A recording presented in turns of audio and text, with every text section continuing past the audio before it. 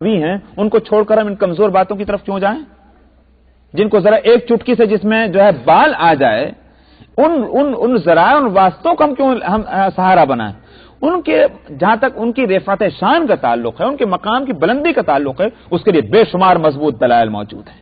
سمجھ میں آیا؟ تو ہم کو ایسے دلائل کی ضرورت نہیں کہ جہاں خود ہی اس میں جو ہے وہ اس میں دراڑ پڑ سکتی ہو، یہ اصل بات۔ تو اس لیے یہ آیت، اس آیت سے اگر وہ معنی لیا جائیں تو بہت سے اعتراضات اس پر ہوتے ہیں، اور ظاہر ہے کہ اگر ایسی دلیل آپ لائیں کہ جس کو اعتراض کے ذریعے سے توڑا جا سکے تو جس مقصد کے لیے وہ دلیل لائیں گے وہ مقصد کمزور ہو جائے گا۔ آئی بات سمجھ میں نہیں آئی ہے؟ جس دعوے کے لیے وہ دلیل لائیں گے وہ دعویٰ بھی کمزور ہو جائے گا۔ تو سبحان اللہ، تم وہ حرکت کرنا چاہتے ہو کہ جس سے جو دعویٰ ہے وہی باطل ہو جائے۔ ہمارے پاس حضرت علی، حضرت فاطمہ اور تمام اہل بیت اور آل رسول کے عظمت کے لیے وہ دلائل ہیں جس کو توڑا نہیں جا سکتا، اس لیے ہم کو اس طرح کے دلائل کی کوئی ضرورت نہیں ہے کہ جس کے دوسرے معنی ہیں اصل۔ تو فرمایا کہ قل لا اسألکم علیہ اجرا الا المودۃ فی القربى، آپ کہہ دیجئے کہ میں تم سے اس پر اجرت کا مطالبہ نہیں کرتا سوائے اس کے قرابت داری کے اندر جو محبت ہے، قرابت داری کی محبت، اس کا ضرور میں خیال کرتا ہوں اور اس کا مطالبہ ضرور ہے۔ ومن یقترف حسنۃ نزد له فیہا حسنا، فرمایا جس نے نیکی کو اختیار کر لیا، لے لیا نیکی کو اپنا لیا، یہ سارے معنی اس اختراف کے اندر ہوں گے۔ جس نے نیکی کو لے لیا، اختیار کر لیا، نزد له فیہا حسنا، ہم اس نیکی میں اس کے لیے اور اضافہ کر دیں گے۔ کیا مطلب اضافہ کرنے کا؟ اس کے معنی یہ ہو گئے کہ ایک شخص اگر نیکی کرے گا تو اس کے لیے دوسرے نیکی کا راستہ کھلے گا، نمبر ایک۔ نمبر دو یہ ہے کہ جو شخص نیکی کرنے کا فیصلہ کرے گا، آج اگر اس کو اس نیکی کو اپنانے میں، نیکی کو پر عمل کرنے میں دقتیں ہیں، پریشانیاں ہیں، مشکلات ہیں، اور اس کے باوجود وہ نیکی کرنے کے لیے کھڑا ہو چکا ہے، تو ہم کیا کریں گے؟ دوسرے دن، دوسرے موقع پر، دوسرے مرحلے پر اسی قسم کی نیکی کو اپنا لینا اور اس پر عمل کرنا آسان کر دیں گے۔ سمجھ آئی نہیں بات؟ یہ ہے اس کے معنی۔ چنانچہ میں پہلے بھی مطلب بتلا چکا ہوں کہ جو بھی شخص اللہ کے راستے پر چلنا چاہتا ہے، حلال پر قناعت کرنا چاہتا ہے، حرام سے بچنا چاہتا ہے، تو یہ آسان بات تو نہیں ہوگی، بڑی مشکل ہوگی، خواہشات کی بڑی قربانی دینی پڑے گی۔ تو خالی تقریر سے نہیں ہوگا یہ کام، کھڑے ہو جاؤ، امر کے واسطے کھڑے ہو جاؤ۔ اب ہوئے تو اللہ میاں کی طرف سے بھی آزمایا جاتا ہے، یہ خالی جذباتی بات ہے کہ واقعتاً پکے ہیں، یہ آزمایا جاتا ہے۔ بڑی پریشانی ہو رہی ہے اس راستے پر چلنے میں، اب اگر آزمائش میں پکے ہو گئے، چلے ہی جا رہے مصیبتوں کا مقابلہ کیے ہوئے بھی، پھر اللہ کی رحمت متوجہ ہوتی ہے، وہ رہنمائی کرتی ہے اور وہ مشکلات دور ہو کر آسانیاں ہو جاتی ہیں اس راستے کے اندر۔ نزید لہو فیہا حسنا کہ یہ معنی ہے جو شخص اب نیکی کو، بھلائی کو اپنائے گا، فرماتے ہیں کہ نزید لہو فیہا حسنا، ہم اس کے لیے اس نیکی کے اندر اور اچھائی کا اضافہ کر دیں گے اور کر دیتے ہیں۔ ان اللہ غفور شکور، ظاہر ہے کہ نیکی کے کرنے میں کچھ کوتاہیاں ہوں گی، ہوتی ہیں، بندہ بشر ہے۔ فرماتے ہیں غفور، اللہ سبحانہ و تعالی مغفرت فرمانے والے ہیں۔ یہ نہیں کہ ترازو لیے بیٹھے ہوئے ہیں، جہاں بال برابر فرق آ گیا فوراً کے فوراً جو ہے وہ سزا دینے تیار ہو گئے اور اس عمل کو جو ہے وہ پھٹکار، ایسا نہیں۔ اللہ غفور ہے، تھوڑی بہت کوتاہیاں ہو جائیں عمل کے اندر اس کو مغفرت فرما دیتے ہیں۔ اور فرمایا شکور، محنت جو انسان کرے گا اس کی ناقدری نہیں ہوگی، اللہ سے بڑھ کر کوئی قدردان نہیں اعمال صالحہ کا اور بندے کے اللہ کے واسطے محنت کرنے کا۔ تو غفور بھی ہے، شکور بھی ہے، کوتاہیاں ہو جائیں گی اللہ معاف کریں گے، جو محنتیں کرو گے اللہ اس کی قدردانی کریں گے، دونوں شان اللہ کے اندر ہیں۔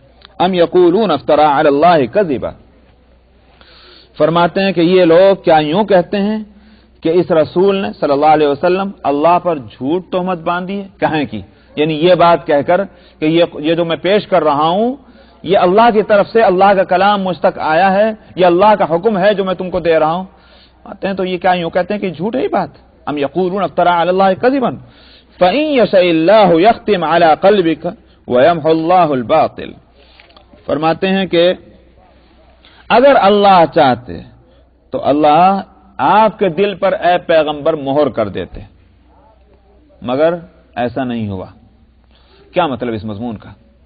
یہ بتلانا ہے کہ یہ جو تم سناتے ہو ان کو، جس کو قرآن، جو वही की सूरत में नाजिल हो रहा है, कलाम खुदावंदी, तो तुम इनको सुना रहे हो।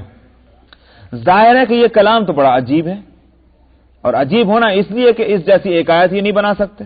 क़यामत तक के लिए हमारी तरफ से चैलेंज है, और उनको सबको जब हम इस तरह का चैलेंज देते हैं, सांप सूंघ जाता है। जैसे मैं पहले भी बतला चुका हूं कि कुरान ने ये चैलेंज मरहला बमरहला दिया है। पहले तो कहा गया कि कुरान जैसा कुरान तुम भी बना लो। कुल इन इज्तमाअतिल इंस वल जिन्न अला अन यातू बिमिस्लि हाज़ा कुरान ला यातूना बिमिस्लि।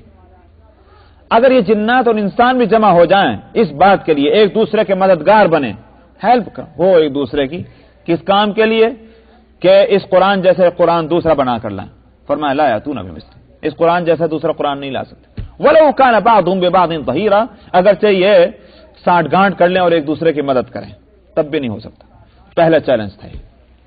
किसी ने नहीं कहा कि हां मैं ला सकता हूं कुरान, एक नहीं बोला। वो लोग कि जो हर तरह की दुश्मनी का अलग ऐलान मुजाहिरा कर रहे थे, उनके लिए तो बेहतरीन मौका था। अगर वो कर सकते थे तो आगे कहते हाँ साहब मैं हूं, मैं ला सकता हूं कुरान। सब खामोश, बिल्कुल खामोशी रही, मगर मुखालिफतें फिर भी जारी। तो फिर यह हुआ कि वइन कुंतुम फी रैबिम मिम्मा नज़्ज़लना अला अब्दिना फ़अतू बिसूरतिम मिन मिस्लिही। चलो भाई पूरा कुरान नहीं ला सकते, तो उससे पहले आई बिअश्रि सुवरिम मिस्लिही, बिअश्रि सुवरिम मिस्लिही मुफ्तरयात। अच्छा छोड़ो, पूरा कुरान नहीं ला सकते, 10 सूरे ले आओ, 10 सूरे।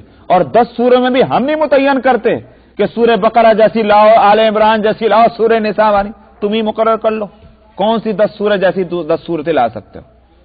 फिर खामोश, कोई नहीं बोलता। तवील अरसा गुजर जाने के बाद फिर वह आयत नाजिल हुई सूरह बकरा की, जो मदनी सूरा है, मदीना मुनव्वरा के अंदर, कि अगर तुम्हें शक है इसके कुरान के कलाम खुदाबंदी होने में, अजी छोड़ो पूरा कुरान नहीं ला सके, 10 सूरे नहीं ला सके, अजी एक ही सूरा लिया, बिसूरतिम मिन मिस्लिही, एक ही सूरा। और वहां भी है कि हमारी तरफ से मुकर्रर नहीं, छोटी से छोटी सूरा जो है, मसलन इन्ना आतईना कल कौसर, इसे जैसे बना लो भाई। इन्ना आतईना कल कौसर फसल्लि लिरब्बिका वनहर, इन नशानिया का वलब्तर। 3 छोटे छोटे सेंटेंस और जुमलों की यह सूरा है, क्या इतनी भी नहीं बना सकते? लेकिन कोई नहीं बना के ला सका। साबित हो गया कि यह अल्लाह का कलाम है। फरमाते हैं कि यह पैगंबर इस कलाम को सुना रहे हैं जिसके लिए बार बार चैलेंज दिया जा चुका है और दिया जा रहा है। यह कलाम अजीब है। अगर ये नबी ना होता, मोहम्मद सल्लल्लाहु अलैहि वसल्लम नबी ना होते, मुमकिन ही नहीं था कि इनके झूठे दावे नबूवत की सूरत में इनके मुंह से ऐसा कलाम निकलता। समझाई नहीं बात? ये नहीं हो सकता। क्यों? इसलिए कि झूठा नबी, अल्लाह सुब्हानहू व तआला अंबिया अलैहिमुस्सलातु वस्सलाम को उनकी नबूवत को साबित करने के लिए मौजज़े देते हैं। मौजज़े के माना है उस जैसी मिसाल लाने से जो चीज आजिज कर दे, उसको मौजज़ा कहते हैं। तो नबी को मौजज़ा दिया जाता है ताकि ये बात मालूम हो जाए कि साहब अगर मैं नबी नहीं हूं तो ये कमाल कहां से दिखलाया। अच्छा साहब, लेकिन अगर झूठा नबी है तो वो उसको मौजज़ा मिलेगा नहीं। न सिर्फ ये कि मौजज़ा, इसको आप बड़ी तवज्जो के साथ सुन लीजिए, न सिर्फ ये कि मौजज़ा नहीं दिखा सकता, जादू भी नहीं दिखा सकता। हालांकि जादू अलग चीज है, मौजज़ा अलग चीज है, लेकिन जादू भी झूठे नबी के हाथ से नहीं जाहिर हो सकता। क्यों? लोग धोखे में न पड़ जाएं। जब जिसने नबूवत का दावा किया और वो झूठा है, एक कमाल दिखला रहा, अगरचे वो जादू है, लोग मान जाएंगे कि हाँ साहब ये नबी। तो नबी जो है झूठे नबी, उससे कभी मौजज़ा तो मौजज़ा, जादू भी नहीं वो दिखला सकता। हां, जादूगर का जादू उसी सूरत में कामयाब होगा जबकि वो नबूवत का दावा ना करता। सारे की झूठी नबूवत का दावा नहीं करेगा। समझ में आई नहीं बात? जो नबूवत का दावा करता है, अगर वो कोई कभी खड़े होकर इस बात की हिम्मत करे कि साहब देखिए मैं पेशीन गोई करता हूं, तारीख ये बताती है कि ऐसे झूठे नबियों की कोई पेशीन गोई साबित नहीं हुई, बल्कि और उल्टा ही हुआ। चुनाचे गुलाम अहमद की जो पेशीन गोइयां थे आप उठाकर देख लें, गुलाम अहमद कादियानी की। गुलाम अहमद कादियानी जितनी पेशीन गोइयां की, जितने चैलेंज दिए, उल्टे उसी पे पड़े जाके। कहा कि फलाना आदमी मर जाएगा, वो तो मरनी खुद मर गए। फलाना आदमी को बीमारी होगी, उसको तो नहीं हुई, खुद को हो गई। ये है झूठे नबी से मौजज़ात जाहिर ही नहीं हो सकते, यहां तक कि जादू भी जाहिर नहीं होगा। यहां फरमाते हैं कि अगर आप झूठे नबी होते تو ایسا کلام عجیب قسم کا کلام تو آپ کے منہ سے ظاہر ہی ہو سکتا تھا. اللہ تو آپ کے دل پر مہر لگا دیتا. دل پر مہر لگتی, دل میں وحی نہ آتی, اور ٹھہرتے نہیں یہ کلام اس دل کے اندر. نہ ٹھہرتا تو زبان سے کہاں سے ادا ہوتا. لیکن یہ زبان ایک عجیب کلام کا آپ کی زبان سے ظاہر ہونا دلیل اس بات کیا کہ آپ جھوٹے نبی نہیں, آپ سچے نبی ہیں. یہ ہے دلیل اس کی. تو فرماتے ہیں کہ فَإِن يَشَإِ اللَّهُ يَخْتِمْ عَلَىٰ قَلْبِكَ, اگر اللہ چاہتے ہیں تو آپ کے دل پر مہر کر دیتے, یعنی ایسا کلام آپ سے نہ ظاہر ہوتا. وَيَمْحُ اللَّهُ الْبَاطِلَ, اور اللہ سبحانہ و تعالی تو باطل کو مٹاتے ہیں. تو جھوٹی نبوت یہ باطل ہے. جھوٹی نبوت کو اپنے پیروں چلنے دیں اللہ تعالیٰ, یہ اللہ کی عادت کے خلاف ہے. وہ اس کا باطل ہونا جو ہے وہ دنیا ہی میں ظاہر ہو جاتا ہے. اس جھوٹے نبی کی زندگی میں یہ بات ظاہر ہو جاتی ہے کہ لوگ یہ کہتے ہیں کہ جھوٹا ہے. سمجھ میں آیا؟ جھوٹا, اس لفظ کو یاد رکھیے گا. میں جو بات کہہ رہا ہوں وہ یہ کہ جھوٹے نبی کے, یہ نہیں ہے کہ کچھ لوگ ماننے والے ہوں کچھ نہ ماننے والے ہوں, یہ نہیں کہہ رہا ہوں. یہ کہہ رہا ہوں کہ جھوٹے نبی کے جھوٹا ہونے کو اس کی زندگی میں لوگ جو ہیں وہ ثابت کرتے ہیں. جہاں تک سچے نبی کا تعلق ہے, اس کے مخالف بے شمار ہو سکتے ہیں, جانی دشمن بے شمار ہو سکتے ہیں, تکلیف پہنچانے والے بے شمار ہو سکتے ہیں, لیکن کوئی ایسا نہیں ہو سکتا مخالفین کے اندر بھی کہ جو سچے نبی کو یوں کہتے کہ جھوٹا. نبی کریم صلی اللہ علیہ وسلم کی تاریخ سیرت ہمارے سامنے. نبی کریم صلی اللہ علیہ وسلم کو تکلیف پہنچانے میں, آپ کے ساتھ دشمنی کا اعلان اور اظہار کرنے میں کوئی کمی چھوڑی گئی اہل مکہ کی طرف سے؟ کچھ نہیں.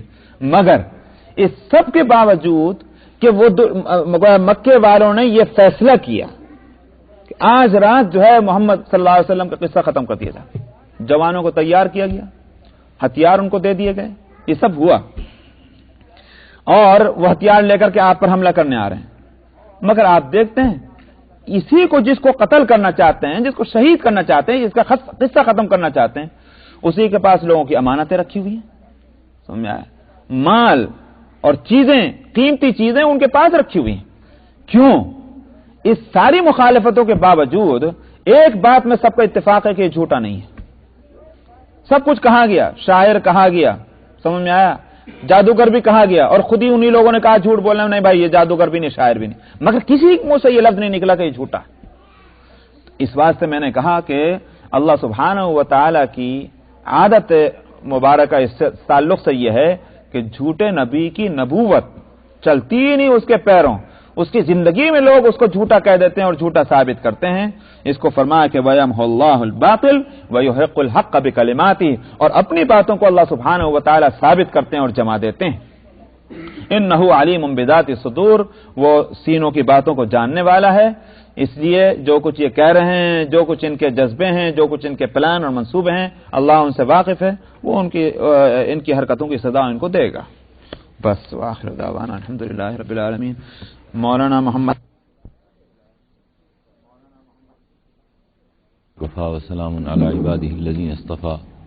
أما بعد, قال الله عز وجل: لقد كان لكم في رسول الله أسوة حسنة. صدق الله العظيم. بزرگان محترم,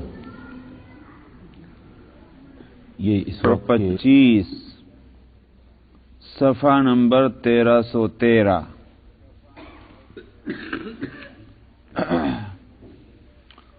اعوذ باللہ من الشیطان الرجیم. بسم اللہ الرحمن الرحیم. وهو الذي يقبل التوبة عن عباده ويعفو عن السيئات ويعلم ما تفعلون. ويستجيب الذين آمنوا وعملوا الصالحات ويزيدهم من فضله والكافرون لهم عذاب شديد. ولو بسط الله الرزق لعباده لبغوا في الأرض ولكن ينزل بقدر ما يشاء إنه بعباده خبير بصير. وهو الذي ينزل الغيث من بعد ما قنطوا وينشر رحمته وهو الولي الحميد. ومن آياته خلق السماوات والأرض وما بث فيهما من دابة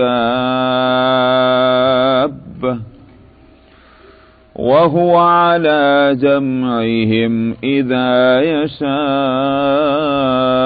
قدير. وما أصابكم من مصيبة فبما كسبت أيديكم ويعفو عن كثير. وما أنتم بمعجزين في الأرض وما لكم من دون الله من ولي ولا نصير. ومن آياته الجوار في البحر كالأعلام إن يشأ يسكن الريح فيظللن رواكد على ظهره إن في ذلك لآيات لكل صبار شكور. أو يوبقهن بما كسبوا ويعفو عن كثير. ويعلم الذين يجادلون في آياتنا ما لهم من محيص. فما أوتيتم من شيء فمتاع الحياة الدنيا وما عند الله خير وأبقى للذين آمنوا وعلى ربهم يتوكلون. والذين يجتنبون كبائر الإثم والفواحش وإذا ما غضبوا هم يغفرون. والذين استجابوا لربهم وأقاموا الصلاة وأمرهم شورى بينهم ومما رزقناهم ينفقون. والذين إذا أصابهم البغي هم ينتصرون. وجزاء سيئة سيئة مثلها فمن عفا وأصلح فأجره على الله إنه لا يحب الظالمين. ولمن انتصر بعد ظلمه فأولئك ما عليهم من سبيل. إنما السبيل على الذين يظلمون الناس ويبغون في الأرض بغير الحق أولئك لهم عذاب أليم. ولمن صبر وغفر إن ذلك لمن عزم الأمور. صدق الله العظيم.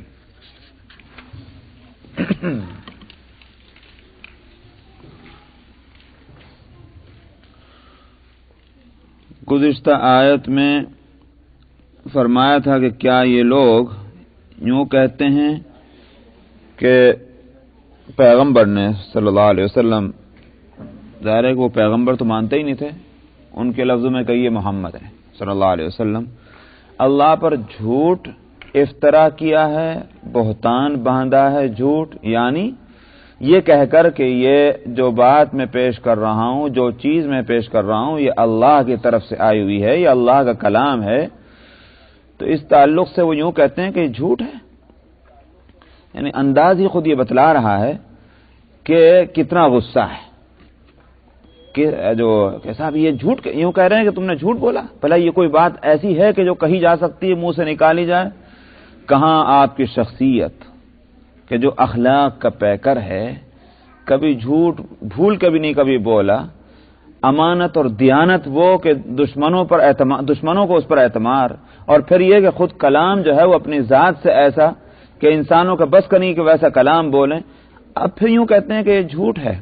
تو وہ بات کہی گئی تھی گزشتہ آیت میں۔ اس آیت میں فرمایا گیا وَهُوَ الَّذِي يَقْبَلُ التَّوْبَةَ، کہ تم نے جو حرکتیں کی ہیں اس کی سزا بڑی بھیانک ہے۔ ایک ہی راستہ ہے اس سزا سے بچنے کا جو تم نے حرکت کی ہے، اس کی سزا سے بچنے کی، اور وہ ہے توبہ۔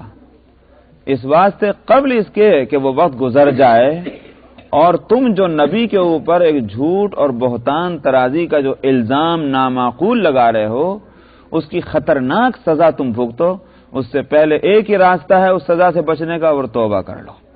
اس لیے فرمایا وَهُوَ الَّذِي يَقْبَلُ التَّوْبَةَ عَنْ عِبَادِهِ، وہی ذات ہے کہ جو قبول کرتا ہے توبہ کو اپنے بندوں سے۔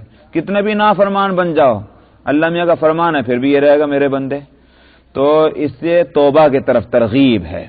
اپنے بندوں کی توبہ کو قبول کرتا ہے، وَيَعْفُو عَنِ السَّيِّئَاتِ، اور توبہ ہی میں یہ بات بھی داخل ہے کہ کافر ایمان لے آئے، بغیر ایمان کے توبہ کا تو کوئی سوال ہی پیدا نہیں ہوتا۔ تو اس لیے کافر مشرک جو گمراہ ہے اس کی توبہ کا پہلی صورت کیا ہے؟ وہ ایمان لے آئے۔ جب ایمان لے آئے گا سچے دل سے تو اس کا نتیجہ کیا ہوگا؟ جو اب تک ہو چکا وہ سب جو ہے وہ دھل گیا، معاف ہو گیا۔ فرمایا وَيَعْفُو عَنِ السَّيِّئَاتِ، اور باقی اور چھوٹی موٹی جو غلطیاں ہیں وہ تو انسان کو اس کا احساس بھی نہیں ہوتا، وہ تو اللہ میاں ویسے ہی معاف کر دیں گے۔ یہ بات آگے بھی آئے گی تو وہاں میں بتلاؤں گا انشاءاللہ۔ وَيَعْفُو عَنِ السَّيِّئَاتِ، جو اور برائیاں ہیں کفر سے، شرک سے، اور جو جس کو گناہ کبیرہ کہتے ہیں، ان سے نیچے کی جو خطائیں ہیں ان کو تو اللہ ویسے ہی معاف کر دیتا ہے۔ وَيَعْفُو عَنِ السَّيِّئَاتِ وَيَعْلَمُ مَا تَفْعَلُونَ، اور اللہ جانتا ہے جو کچھ تم کرتے ہو۔ یعنی یہ الزام جو ہے، یہ نامعقول الزام کس وجہ سے؟ بھائی جو آدمی بات کہتا ہے اس کے بیک گراؤنڈ میں پس منظر میں کچھ تو بات ہوگی۔ یہ پیغمبر پر جو الزام لگا رہے ہیں خود بھی جانتے ہیں کہ یہ الزام جو ہے بے وزن ہے، پھر کیوں الزام لگا رہے ہیں؟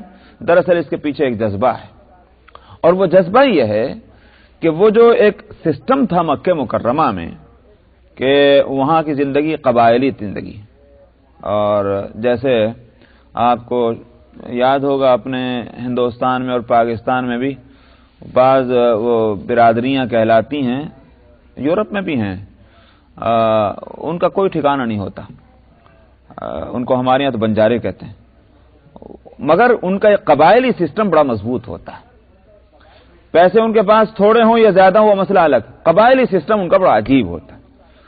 ٹھیک یہی صورت قریش کی تھی کہ ان کے پاس سب کے پاس پیسہ زیادہ تھا نہیں تھا، کچھ لوگ پیسے والے تھے، کچھ لوگ غریب تھے، مگر ایک قبائلی نظام تھا۔ اس قبائلی نظام میں صورت یہ تھی کہ مکے والے پورے عرب میں اپنی بعض خصوصیات کی وجہ سے یا بعض اور دوسرے وجہوں سے لیڈر بنے ہوئے تھے، بلا شرکت غیر، مکے والے لیڈر تھے۔ اب ان کی لیڈری جو دماغوں میں بیٹھی ہوئی تھی وہ اس کے لیے تیار نہیں تھے کہ محمد ابن عبداللہ کو اپنا لیڈر بنا لیں اور ان کے گویا قیادت کو تسلیم کر لیں اور اپنے آپ کو ان کے ماتحت کر دیں۔ یہ تھی وہ بات۔ اس لیے اب یہ جو کلام پیش کیا جا رہا ہے، جس چیز کی دعوت دی جا رہی ہے، اس کے مقابلے میں وہ کیسے کہہ دیں گے ہم آپ کو قائد نہیں بناتے؟ یہ تو بڑی نامعقول بات ہوتی۔ تو اس نامعقول بات کو نبھانے کے لیے دوسری نامعقول حرکت کیا کرتے تھے کہ صاحب یہ جھوٹ بولتے ہیں، اللہ کا کلام تو ہے ہی نہیں، اپنی طرف سے گھڑ کے لا رہے ہیں۔ یہ تھی وہ بات۔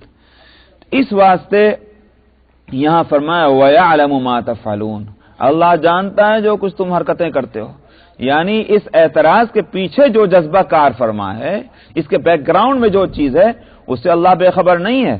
تو ایک تو غلطی کر رہے ہو، اور غلطی جس بیک گراؤنڈ کی وجہ سے ہو رہی، وہ بیک گراؤنڈ خود بڑا بھیانک ہے، بڑا خطرناک ہے. تم دوہرے جرم کے مرتکب ہو، اور اللہ سے وہ چیز چھپنے والی نہیں ہے. وَيَعْلَمُ مَا تَفْعَلُونَ وَيَسْتَجِيبُ الَّذِينَ آمَنُوا وَعَمِلُوا الصَّالِحَاتِ وَيَزِيدُهُم مِّن فَضْلِهِ. اور فرمایا جب ایمان لے آتا ہے کوئی شخص تو اس کا معاملہ غیر مؤمنوں سے، غیر مسلموں سے بالکل مختلف ہو جاتا ہے.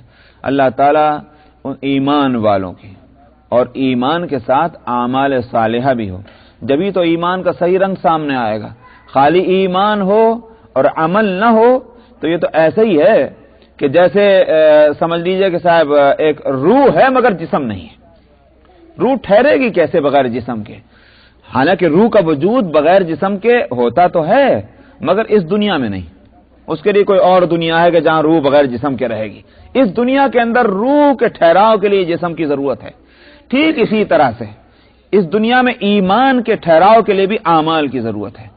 بے شک آخرت میں ایمان ٹھہرے گا بغیر اعمال کے، وہ دوسری دنیا ہے، وہاں اعمال کی ضرورت نہیں ہوگی. دیکھ رہے ہیں آپ جنت میں اور جہنم میں وہاں اعمال نہیں ہوں گے. ایمان یا کفر ہوگا تو کفر ہوگا جہنم میں اور ایمان ہوگا جنت میں.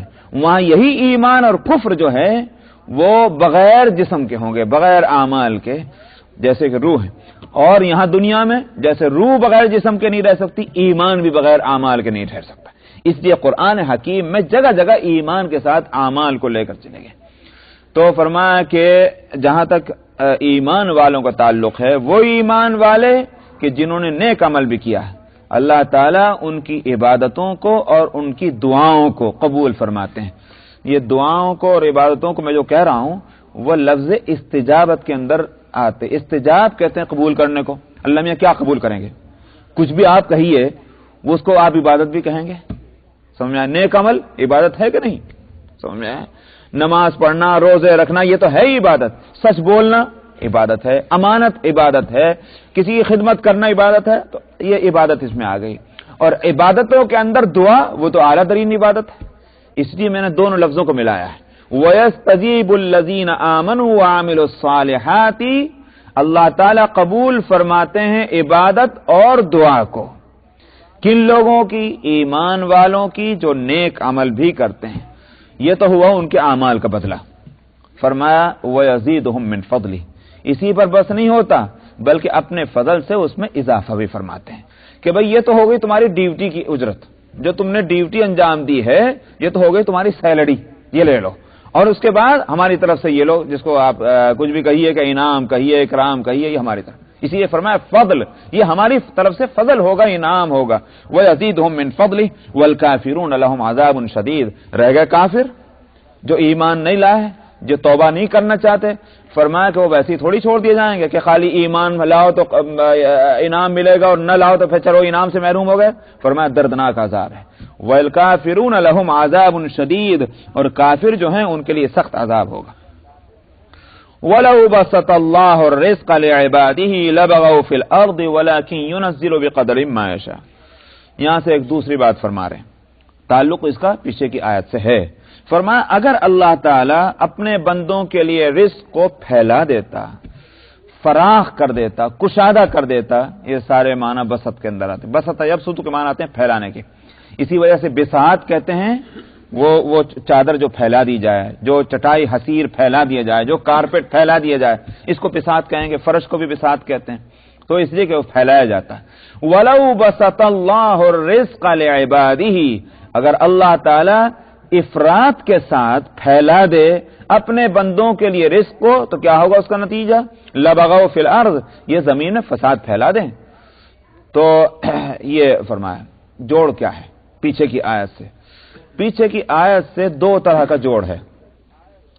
ایک جوڑ تو یہ ہے کہ جہاں تک کافروں کی بات ہے، وہ کافروں کو یہ ہوتا تھا کہ مکے والے اگرچہ ان کے پاس پیسہ تھوڑا ہی تھا مگر پیغمبر صلی اللہ علیہ وسلم کی بات کیوں نہیں مانتے تھے؟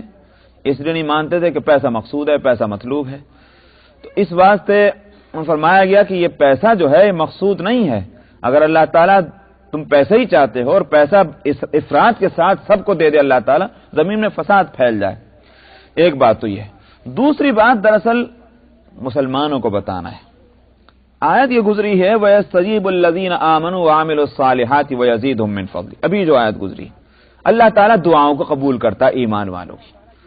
ان دعاؤں کے اندر یہ بات بھی تھی کہ بعض صحابہ نے یہ دعا مانگی, خداوندہ ہمیں مال دے دیجیے, یہ دعا مانگی. چنانچہ حضرت خباب ابن ارت رضی اللہ عنہ جو مشہور صحابی ہیں, ان سے روایت ہے کہ ہمارے دل میں ایک خواہش پیدا ہوئی کہ جیسے مکے کے بعض سرداروں کے پاس, بعض مالداروں کے پاس پیسہ ہے, اللہ تعالی ہم کو بھی یہ پیسہ دے دے تو ہماری یہ پریشانیاں دور ہو جائیں اور ہم اپنی ضرورتوں کو ٹھیک سے پورا کریں, دین کے کام میں بھی آئے گا وہ پیسہ.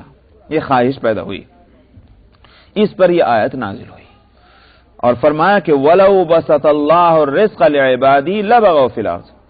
اگر اللہ تعالیٰ افراد کے ساتھ, کثرت کے ساتھ اپنے بندوں پر پیسے کو پھیلا دے, مال کو پھیلا دے, تو کیا ہوگا اس کا نتیجہ؟ فساد ہو جائے گا زمین میں. کیوں ہوگا فساد؟ اس واسطے کہ جب سب کے پاس پیسہ ہوگا تو کوئی ایک دوسرے کا ضرورت مند نہ رہے گا. سمجھ میں آیا نہیں بات؟ جب ضرورت مند نہ ہوگا تو اب دباؤ کس کا کس پر رہ گیا؟ ایک تو یہ ہوا. اور اللہ تعالیٰ نے جو نظام یہاں بنایا ہے وہ بنایا ہے نظام اس طرح سے کہ میں آپ کا کسی چیز میں ضرورت, آپ دوسرے کسی اور چیز میں میری ضرورت مند. سمجھ میں آیا؟ یہ ایک نظام ہے دنیا. اس کے بغیر دنیا کی زندگی گاڑی نہیں چلتی. اللہ تعالیٰ نے یہ کیا, کچھ لوگوں کو مال زیادہ دے دیا, کچھ لوگوں کو صحت تندرستی زیادہ دے دی. اللہ تعالیٰ نے کسی کو علم اور فن زیادہ دے دیا. اب مال والا علم والوں کا محتاج ہے, علم والا مال والوں کا محتاج ہے. کچھ لوگ صحت والوں کے محتاج ہیں کچھ کاموں کے اندر, تندرست ہوں تو کچھ کام تندرستوں سے لینے پڑتے نہیں پڑتے. تو غرض ہے کہ یہ حاجت مندی جو ہے ایک کی دوسرے کے ساتھ دنیا کی زندگی اسی سے چل رہی ہے. کیوں چل رہی ہے؟ اگر یہ حاجت مندی نہ ہو تو کیا تعلق رہ گیا پھر ایک دوسرے سے؟ کوئی تعلق نہیں. اور انسان کا مزاج اللہ تعالیٰ نے جو بنایا ہے اس میں تمدن رکھا ہے. تمدن کا لفظ آپ نے پڑھا نہیں پڑھا؟ یہ مدنیت سے بنا ہے. اور مدنیت کہتے ہیں شہریت کو. جنگل کے مقابلے میں جنگلی زندگی, تو الگ میں الگ, وہ اس پہاڑ پہ وہ اس پہاڑ پہ, یہ شان انسانوں کی نہیں. انسان چاہتا ہے اپنے جیسے انسانوں کے جمگھٹے کو, آبادی کو, اسی کو تمدن کہتے ہیں. تو تمدن اور مدنیت جو ہے یہ انسان کا مزاج ہے. یہ جب تک نہیں بن سکتی جب تک کہ یہ ایک دوسرے کا حاجت مند اور ضرورت مند نہ ہو. تو اگر سبھی کو مالدار بنا دیا جاتا تو پھر ایک دوسرے کے ضرورت مند نہ رہتے اور گاڑی نہ چلتی. نہ صرف یہ کہ ایک دوسرے کے ضرورت مند نہ رہتے, نقصان اس میں کیا ہوتا؟ نقصان یہ ہوتا کہ پیسے کا ایک مزاج ہے, مال کی ایک طبیعت اور فطرت, اس کا نیچر ہے. اور وہ کیا؟ جتنا زیادہ آتا ہے اتنی ہی ہرس بڑھتی جاتی, لالچ اس کا اور اتنا ہی بڑھتا جاتا ہے. حالانکہ ہونا یہ چاہیے کہ بھئی اگر کوئی شخص تندرست ہے تو یوں نہیں کہے گا میں اور تندرست بن جاؤں, یہ نہیں ہوگا. ایک شخص نے کھانا کھا لیا, اس کی خواہش یہ نہیں ہوگی اور کھا لوں. ہر چیز کی ایک لمٹ ہوتی ہے. مگر مال کا مزاج یہ ہے کہ مال جتنا آئے اتنی ہی اور اس کی ہرس بڑھتی جاتی ہے. تو اب دو چیزیں ہوئی. ایک تو یہ کہ اگر مال زیادہ ہو جائے سب لوگوں کے پاس, کوئی آدمی بھی غریب نہ رہے, تو ایک دوسرے کا دباؤ نہ رہا.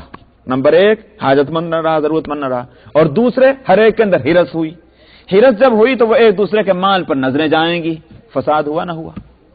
فرمایا لبغوا فی الارض, تو زمین میں فساد پھیل جاتا.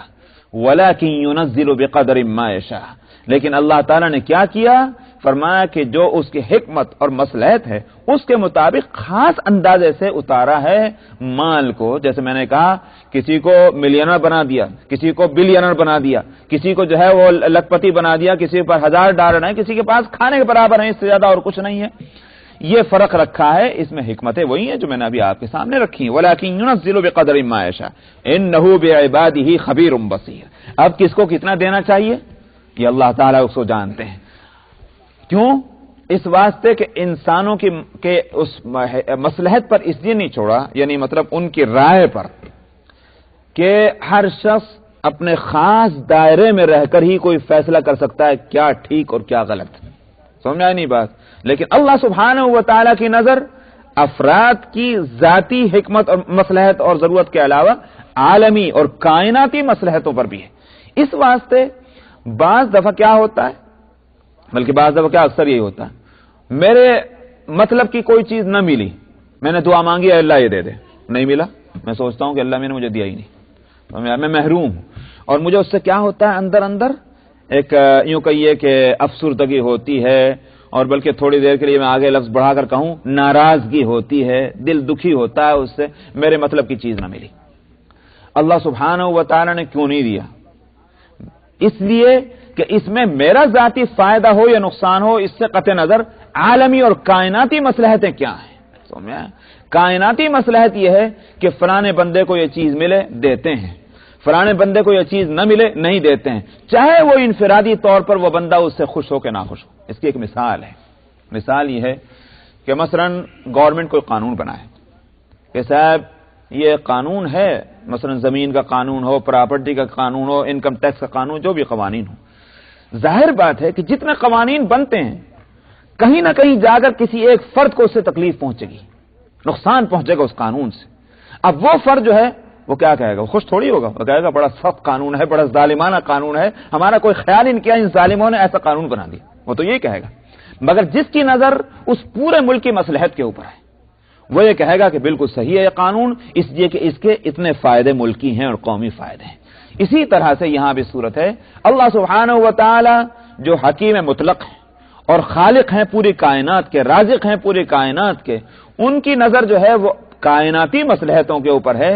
اس واسطے ان مصلحتوں کے نفاذ پر اگر کسی فرد کو تکلیف بھی پہنچے اور دل بھی دکھی ہو تو یہ نہیں کہا جائے گا کہ اس کے اندر کیا فائدہ ہے، اس فیصلے کے اندر عالمی فائدہ ہے. اس لیے فرمایا انہ بعبادہ خبیر بصیر، وہ اپنے بندوں سے باخبر ہے اور ان کے معاملات کو اور حالات کو دیکھنے والا ہے، اس لیے اس کا فیصلہ بڑا حکیمانہ ہوتا ہے. وَهُوَ الَّذِي يُنَزِّلُ الْغَيْثَ مِن بَعْدِ مَا قَنَطُوا وَيَنشُرُ رَحْمَتَهُ وَهُوَ الْوَلِيُّ الْحَمِيدُ. اور فرمایا وہی وہ ذات ہے کہ جو اتارتا ہے بارش کو بعد اس کے کہ وہ مایوس ہو جاتے ہیں، مایوس ہو جاتے ہیں. وَيَنشُرُ رَحْمَتَهُ، اور اپنی رحمت کو اس طرح پھیلاتا ہے. پھیلاتا ہے کہ مطلب کیا ہے اپنی رحمت کو؟ کہ اس بارش کے نتیجے میں پھل پھول غلہ اور گھاس پھوس پیدا ہوتی ہے، یہ ظاہر ہے اس کی رحمت ہے. اس آیت سے جہاں اللہ کی قدرت کی طرف اشارہ ہے وہاں اس کی حکمت کی طرف اشارہ ہے کہ دیکھو تم تو یہ سوچتے ہو بارش نہیں آئی، کیوں نہیں آئی؟ اس کا یہ نقصانات ہے، تمہاری نظر اس پر ہے، مگر اس کے آنے میں جو دیر ہے اللہ تعالیٰ اس کی حکمتوں کو جانتے ہو، تم نہیں جانتے. نمبر ایک تو یہ بات ہوئی. نمبر دو یہ آئی ہے کہ اے مسلمانوں اگر تمہارے پاس آج مال نہیں ہے کاहे کو مایوس ہوتے ہو؟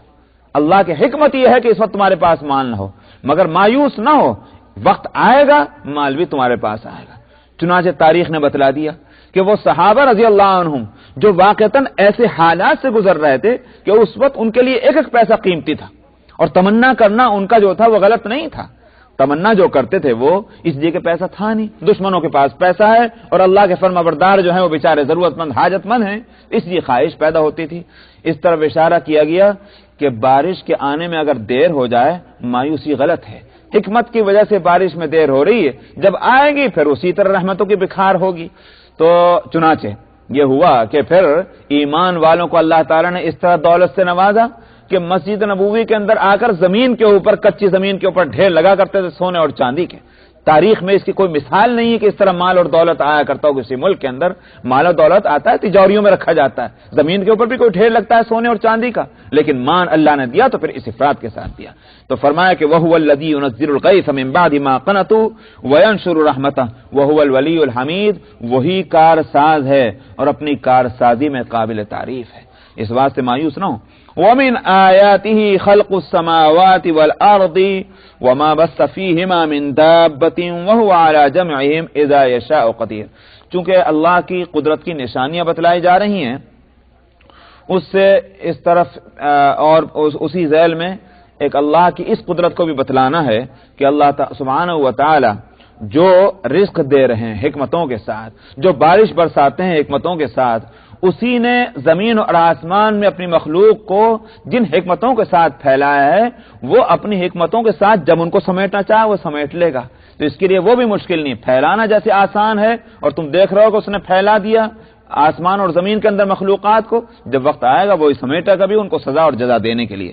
فرمایا اس کی قدرت کی نشانیوں میں سے پیدا کرنا ہے آسمانوں کا اور زمین کا اور جو کچھ اس میں پھیلا رکھا ہے جانداروں کو، من دابہ، دابہ جانوروں کو، جانداروں کو کہتے ہیں۔ اس سے اس طرف بھی اشارہ ہوا کہ زمین کے اندر تو ہیں ہی جاندار مخلوق، آسمانوں کے اندر بھی جاندار مخلوق ہے۔ ان جاندار مخلوق میں فرشتوں کا ہونا تو سبھی کو معلوم ہے، ظاہر ہے کہ فرشتے بھی جاندار مخلوق ہیں، لیکن بعض کہتے ہیں کہ اس دابہ کے لفظ سے اشارہ اس طرف بھی ہو سکتا ہے کہ زمین کے علاوہ اور فضاؤں میں، ستاروں میں، سیاروں میں، آسمانوں میں فرشتوں کے علاوہ کوئی اور بھی مخلوق ہو، اگرچہ ہمارا علم ابھی تک وہاں تک اس نے ڈسکور نہیں کیا ہے اس کو کہ بھئی کیا مخلوقات ہو سکتی ہیں، مگر ہو سکتا ہے کہ اور دوسری مخلوقات بھی ہوں۔ وَهُوَ عَلَى جَمْعِهِمْ إِذَا يَشَاءُ قَدِيرٌ، فرمایا اور جس طرح اس نے پھیلایا ہے اس مخلوق کو، اسی طرح ان مخلوق کو سمیٹنے پر بھی وہ قادر ہے جب چاہے گا اس کو۔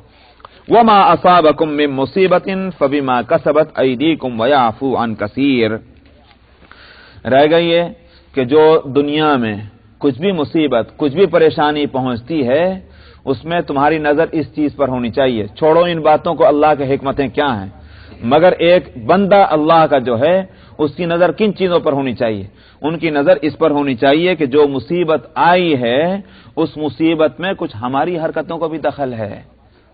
یہ نہیں کہ بس اپنے آپ کو اسی کا مستحق سمجھتے رہیں، یہ نعمت بھی ملنی چاہیے، یہ نعمت بھی ملنی چاہیے، یہ نعمت بھی ملنی چاہیے۔ ذرا اپنے اعمال پر بھی نظر رکھو، تمہارے اعمال تو حقیقت ایسے ہیں کہ ایک نعمت بھی تمہیں نہ ملے، حقیقت تو یہ ہے۔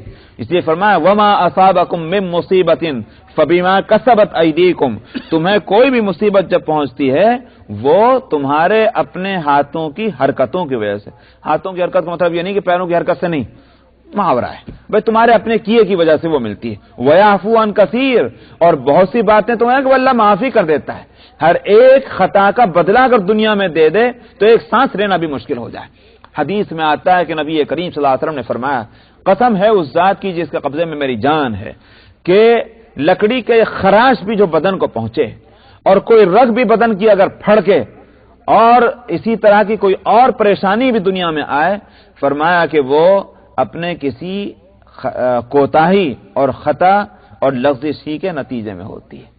اور وَيَعْفُو عَن كَثِيرٍ، آپ نے اس آیت کو فرمایا کہ بہت سی خطاؤں کو تو اللہ تعالیٰ ویسے ہی معاف فرما دیتے ہیں، مگر ہاں مومن کے لیے یہ خصوصیت یہ ہے کہ مومن کو دنیا میں سزا ملتی ہے اس کی اپنی خطاؤں کی وجہ سے، مگر جن خطاؤں کی سزا دنیا میں دے دی جاتی ہے آخرت کی سزا سے اس کو پھر بچا لیا جاتا ہے، ان خطاؤں کی سزا آخرت میں نہیں دی جاتی۔